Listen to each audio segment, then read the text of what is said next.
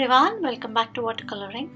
Today I have a project for you which I have shared over the Yasutomo Niji blog.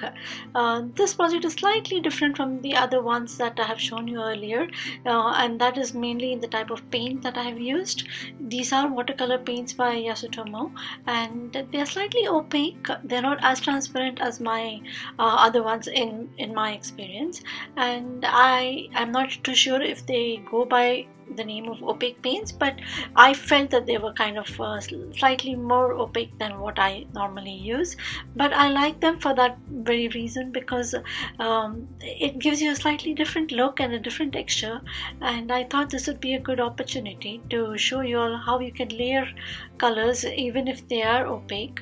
Because after my previous video where I covered some artist quality transparent paints, I received a couple of emails where you all said that your paints don't look as transparent as mine, but actually there's nothing to fret, and there's no need for you to go out and get a new set, because what you have, we can use that and help use the same paints to our advantage.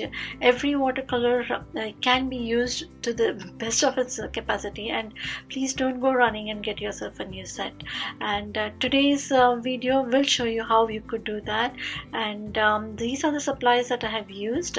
I've used the traditional Chinese ink. It's kind of a sumi ink, and authentic Chinese watercolors, and Niji water brushes, and the palette is also by Niji. And the stamp that I have used is by Penny Black.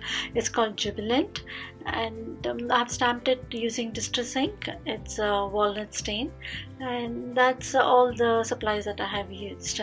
And I started painting. So here I dampen the area around the image first, so I'm doing the background first, and then I will be doing the main image.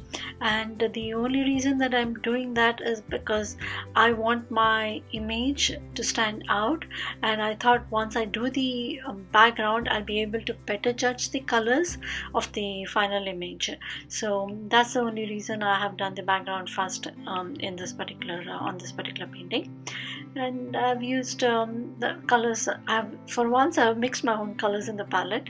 Usually I just reach for the pan colors, but these come in tubes, so I am forced to use a palette, and I'm forced to mix my own colors, which is a good thing. And that's what I have done here. And you can see the sumi ink really spreads and blends on its own. You really don't have to do much with the sumi ink. And with the colors also, they're pretty easy to layer.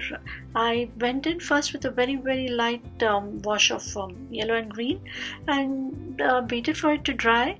Went a little bit slow, waited for it to dry, and then kept layering over and over again until I reached the point where I could feel the center image was standing out. I mean, it was kind of jumping off the page, or as they call it.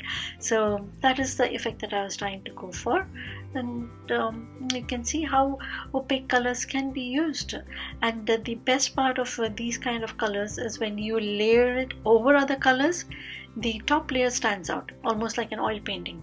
The top layer stands out and doesn't blend or merge with the other colors, and you will be able to see it a little bit later where I use a little bit of blue, and the blue stands really very well against the black. And that might not be able to do with transparent watercolors. I'm not saying it's impossible, but you might not get the same effect with that. So using an opaque color itself has its advantage. So please keep experimenting, and I'm sure you'll find a way to use that sketch box that you already have.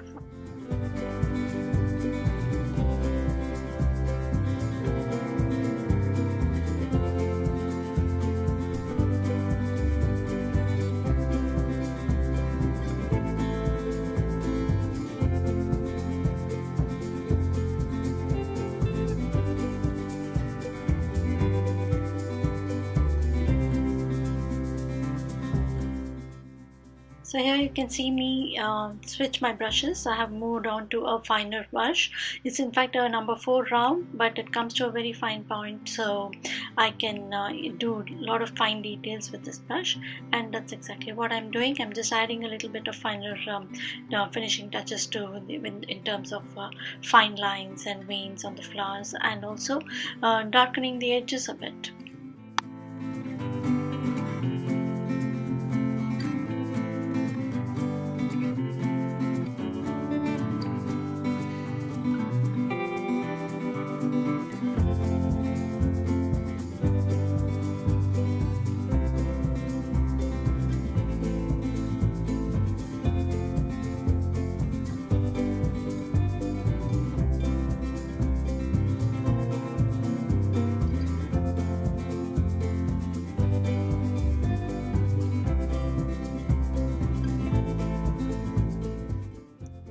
So here I'm nearing the completion of this one.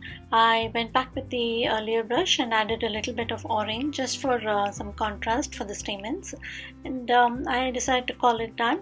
The technique is still the same. I haven't done anything different in terms of technique, except that instead of my usual wet on wet where my paint is dripping wet, in this case I did go a little bit slow and left the earlier layers to dry a little bit before I added more layers. And that's about the only thing different that I did with this project. I hope you enjoyed it. Do let me know, leave me a comment. Thank you so much for joining me today. See you soon.